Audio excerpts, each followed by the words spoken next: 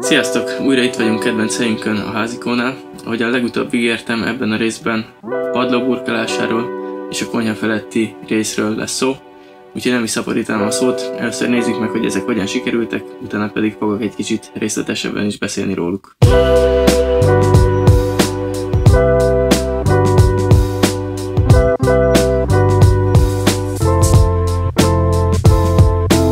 Sokat gondolkoztunk rajta, hogy hogyan dobhatnánk fel a házikó belterét is egy kicsit. Az volt egy kiindulási alap, hogy szerettük volna, hogy a kinti homlokzaton is megtalálható halszálka minta bent is újra előkerüljön. Gondolkoztunk halszálkás laminált padlóban, vagy vinil padlóban.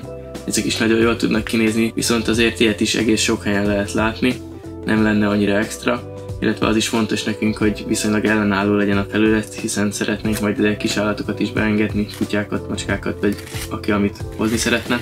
Tehát ami fontos volt, hogy legyen extra, olyan, amit kevés helyen lehetett eddig látni, és legyen viszonylag ellenálló. Itt kicsit meg voltunk lőve, hiszen mi se tudtuk, hogy mivel lehetne burkolni a szokásos laminált padló és járólapkombon kívül, úgyhogy keresgéltünk egy darabig, és nyilván hol máshol Pinteresten találtunk egy-két képet, ahol valami természetes kőnek látszó dologból csináltak ilyen halszálka mintát, és nagyon jól nézett ki, de fogalmunk se volt, hogy ez most milyen kő, vagy hogyan keressünk rá, hol lehet ilyet egyáltalán beszerezni. Aztán elkezdtünk kicsit keresgélni, és akkor láttuk, hogy ez mészkő, travertin mészkőnek hívják. Ami itt fontos volt nekünk, hogy halszálka mintába szeretnénk lerakni, és viszonylag kicsi formátumú darabokkal szeretnénk dolgozni. Úgyhogy ez volt a fő kritérium, illetve még azt is kitaláltuk, hogy nem a sima, tömített felületű travertint szeretnénk, hanem ezt a rusztikus, koptatott felületet. Ez eléggé leszűkítette azoknak a kőkereskedéseknek a számát, ahol ilyet be tudunk szerezni, úgyhogy itt a közelben nem is sikerült találnunk, Budapestre kellett mennünk ezekért a lapokért. Persze ezzel kapcsolatban is vetődtek fel kérdések, például, hogy mennyire könnyű tisztán tartani. Ahogy látjátok, a felületet tele van lyukakkal, valamelyik teljesen át van lyukadva, és ugye a mészkő alapból is magába szívja a vizet és a nedvességet, úgyhogy ha valami kosz rákerül, akkor azt nagyon nehéz kiszedni belőle, vagy lehet, hogy nem is tudnánk. Viszont erre vannak nagyon jó impregnálószerek, amik beivódnak a mészkőnek a pórusaiba, és így egészen víztaszító tud lenni a felület. Az viszont simán lehet, hogy ilyen nagy lyukakba így is beleülne a kosz, és onnan nagyon nehéz lenne kivakarni. Úgyhogy erre még olyan megoldást láttunk, hogy nem csak a lapok között fugázzák ki a rést, hanem a lapokban a nagyobb mélyedéseket is, de kicsit ilyen mélyebben, hogy megmaradjon ez a 3D-s hatása és a rusztikus jellege a kőnek. Úgyhogy lehet, hogy ezzel meg fogunk próbálkozni, de ezen még kicsit gondolkozunk. Amit itt még mindenképpen megemlítenék, az az, hogy ezek a kövek nagyjából ilyen fél négyzetméteres csomagokban érkeznek, és érdemes őket nem csomagonként lerakni, hanem a csomagokat keverve, mert a csomagokban nagyjából egyforma árnyalatú kövek vannak, és akkor ilyen furcsa minták alakulhatnak ki a padlón, úgyhogy érdemes több csomagot egyszerre felbontani, és akkor random rakni a köveket, hogy ne legyenek ilyen minták padlón. Illetve amiben még belefutottunk az az, hogy a kövek között jelentős hosszúságbeli különbség van. Azt hittük, hogy 1, maximum 2 mm, oké, belefér, nem lesz gond.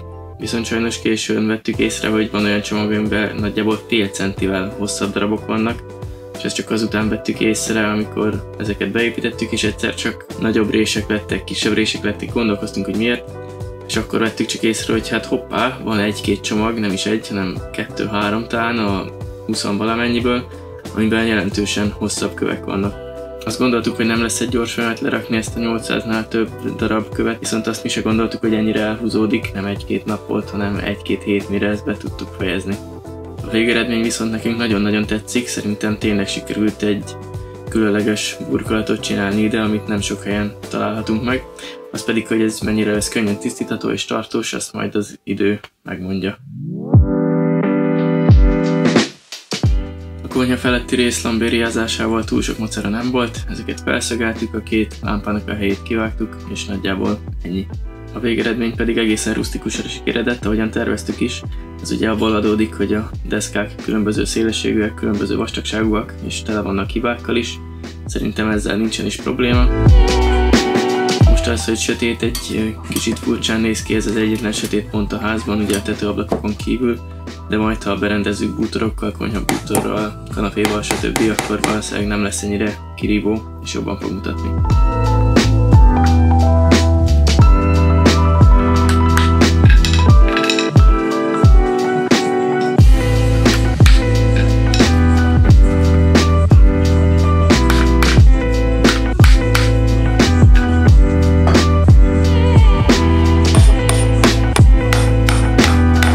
másik izgalmas dolog, hogy a mészkő lerakása után elkezdtük a fenti részt gipszkartonozni. A lapokat egészen szűk helyre és kellemetlen szögben kellett felrakni, úgyhogy itt mindenképpen szükségünk volt még egy segítségre. Ahogy látjátok, az első alkalommal eddig sikerült eljutnunk, a könnyebb oldallal kezdtük, a másik oldalon ugye ott van még a 2 tetőablak is, úgyhogy párszor meg biztos ki kell jönnünk, hogy ezt be tudjuk fejezni, de ez már egy nagyon látványos folyamat, úgyhogy nagyon élvezzük. Ebben a videóban most ennyire jutott idő, következő alkalommal folytatjuk a gipszkartonozással, és meglátjuk, hogy még mi fog beleférni. Sziasztok!